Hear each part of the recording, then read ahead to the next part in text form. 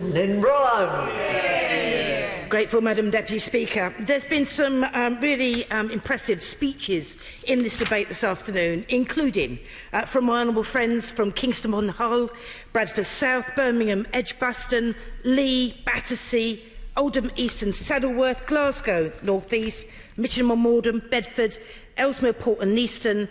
Cracking speeches all, and I am so proud to be included in their number this afternoon. In April, the Social Mobility Commission told us that social mobility had stagnated and it's going to get worse without change. Yet another wake-up call to a catatonic government so consumed by the disaster of their Brexit that they can't seem to do, well, frankly, anything. Poverty and inequality in this country is dire. Only Trump's America is more unequal in the G7. And last month, the Human Rights Watch told the story of Ali from Hull, who was transferred onto universal credit when she was 18 as she became pregnant. She had exceptionally severe morning sickness almost every day for months. She'd call up the job centre throwing up on the phone, but they still find her £60 a week off the money she needed to live for 2 whole months.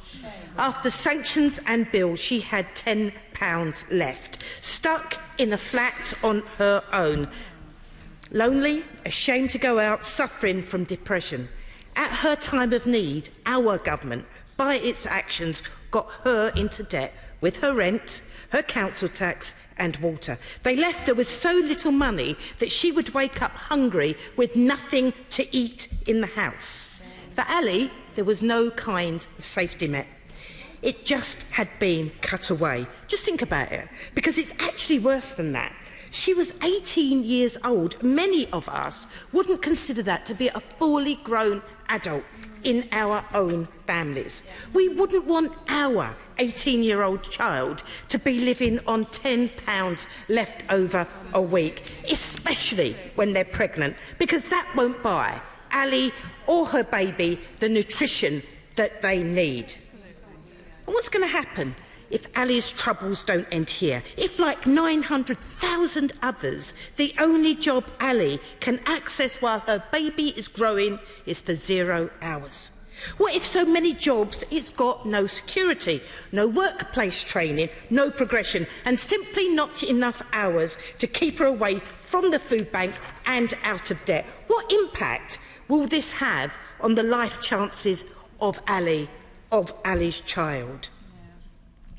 4.5 million children are already in poverty, and 70% of those are in families where at least one parent is in work. The fact is, in-work poverty is rising faster than employment. When this government are faced with damning research or analysis, whether it comes from the UN, from Human Rights Watch, from think tanks respected across this House, or child poverty charities, they don't even bother to respond. We've had the Chancellor denying that there are 14 million children in poverty in this country, when that's what the Joseph Rowntree Foundation says. It's what the Social Metrics Commission said, and it's what the government's own statistics say. When it comes to poverty and inequality, frankly, this government is a bit like Millwall. No one likes us and we don't care.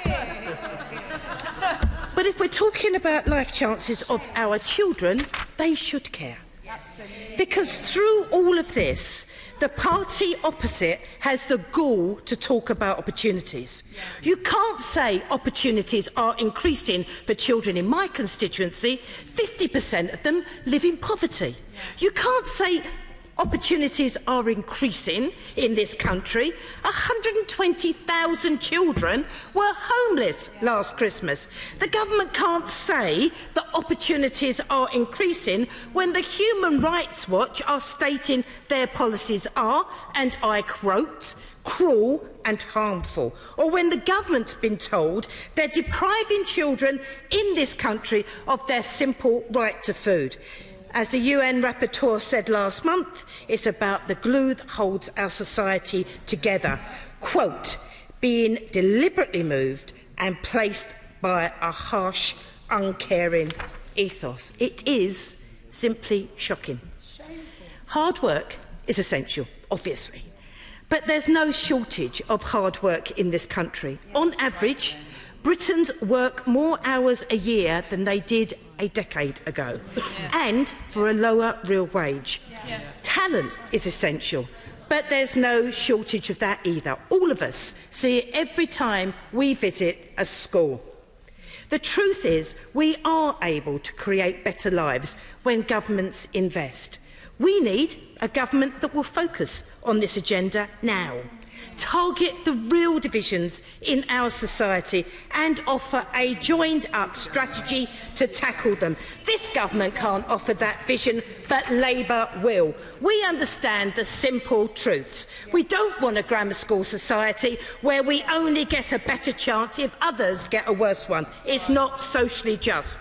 We don't want a society as horribly unequal as ours is now, where the richest 1,000 individuals have more wealth at the bottom than the bottom 40% of the entire country.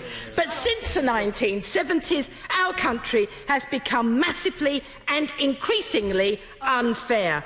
The benefits of what little sustainable growth there has been has gone to a narrow elite, with the share of our national income going to the top 1%, almost tripling since 1980. Our economy doesn't work for the many in our country. Huge efforts are needed to change that. But I really don't think the party opposite get it. They'll never ensure that those in the elite pay their fair share. They ain't going to bite the hand that feeds them. But in Labour, we will make these commitments. It's who we are. And that's why we'll change the Social Mobility Commission so it investigates the fairness of our society across every policy area, from class inequality to regional inequality, creating fair opportunities for all. And we'll match that by creating coordination for social justice across a Labour government. Cutting poverty and increasing life chances will be core goals. We'll assess every policy to make sure it's playing a part in cutting child poverty and creating a fairer country. We'll look at pay gaps and the responsibility that every part of the government has to increase social justice, from parish councils to Whitehall offices. And we'll look at new ways to class discrimination alongside all other forms of inequality. And we won't mark our own homework. The policies you get from us, the statistics that you will get from us, will be trustworthy because they'll be checked from the outside.